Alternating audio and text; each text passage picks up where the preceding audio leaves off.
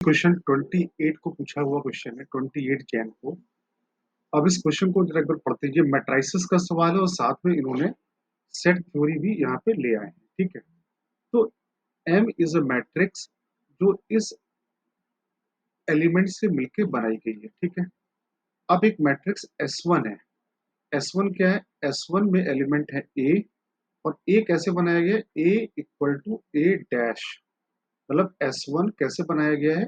A equal to A dash. A dash समझ में आता है, मतलब कि वो मैट्रिक्स और उसका ट्रांसपोज दोनों सेम होने चाहिए। मतलब ये बोलने का मतलब हुआ कि जैसे यहाँ पे आप लोग मान लो -3 भर दिया, यहाँ -2 रखा, यहाँ पे मान लो आपने रख दिया 1, यहाँ रख दिया आपने -1।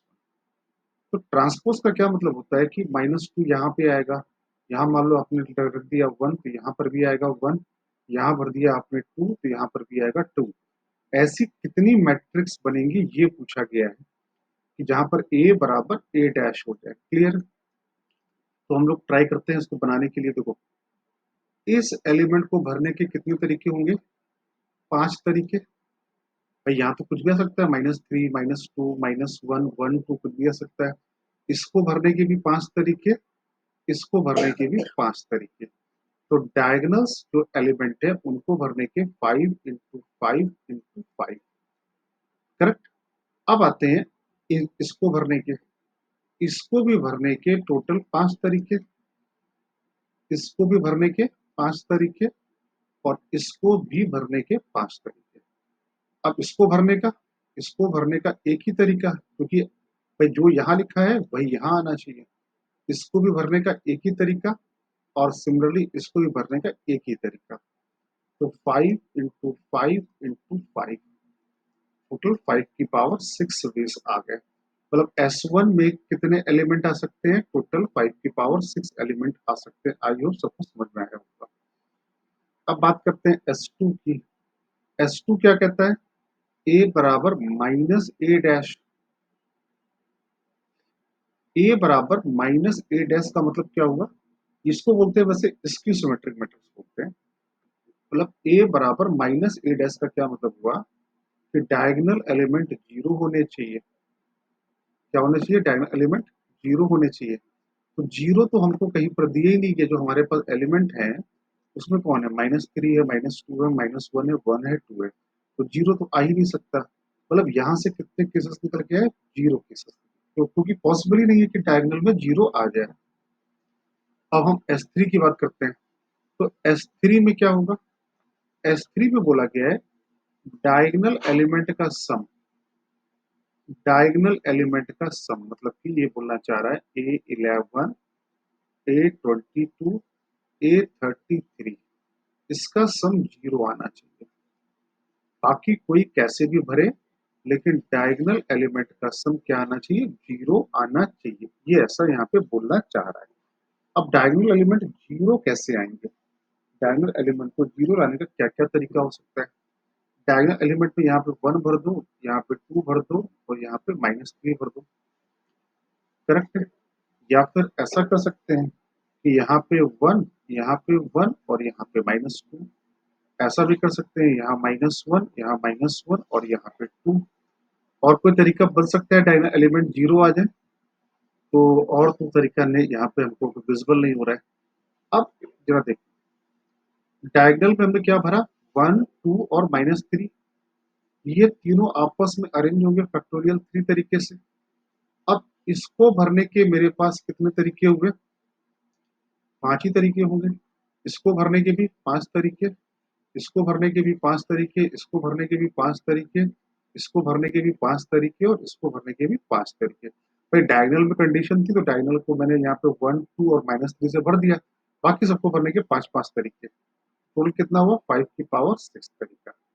सिमिलरली इसको अरेंज करोगे तो कितना आएगा? फैक्टोरियल 3 बाई फैक्टोरियल 2 इंटू 5 की पावर 6। और इसको अरेंज करोगे तो फैक्टोरियल 3 बाई फैक्टोरियल 2 5 की पावर 6। तो S3 में क्या आएगा? 5 की पावर 6 कॉमन आ गया, तो 6 plus 3 plus 3 that is 12 into 5 की पावर 6 आ गया। करेक्ट? ये S2 के एलिमेंट आ गए। अब हम अगर S3 की बात, सॉरी ये S3 आ गया, S2 तो 0 आया था। अब आपको दिया है S1 union S2 union S3। जरा एक बार इसको लिखते हैं, S1 union S2 union S3। ये क्या हो जाएगा, S1 plus S2 plus S3 minus S1 intersection S2, S2 intersection S3 is S3 intersection S1 plus N S1 intersection S2 intersection S3। S1 में कितने एलिमेंट आए, S1 में element आए थे 5 की पावर 6, S2 में 0 और S3 में आए 12 इंटू 5 की पावर 6। S1 इंटरसेक्शन S2 0 आएगा क्योंकि S2 0 ही है, S2 इंटरसेक्शन S3 0 आएगा, S3 इंटरसेक्शन S1 निकालना है। S3 का मतलब क्या, कि डायगोनल का सम 0 आना चाहिए और साथ में आपका सिमेट्रिक मैट्रिक्स भी बनना चाहिए। ठीक है, ठीक है। तो जब मैट्रिक्स इन दोनों का इंटरसेक्शन हमको निकालना है, S3 इंटरसेक्शन S3, क्लियर। जब ये इंटरसेक्शन आप निकालने जाओगे तो डायगोनल एलिमेंट तो पक्की बात है S3 के हिसाब से होने चाहिए। डायगोनल एलिमेंट किसके हिसाब से होने चाहिए, S3 के हिसाब से ही होने चाहिए। डायगोनल एलिमेंट तो सारे पर होने चाहिए कि नहीं होने चाहिए, डायगोनल एलिमेंट सारे S3 के हिसाब से होने चाहिए। और बाकी जो एलिमेंट है, बाकी जो एलिमेंट है, जैसे देखो डायगोनल एलिमेंट तो S3 के हिसाब से होना चाहिए।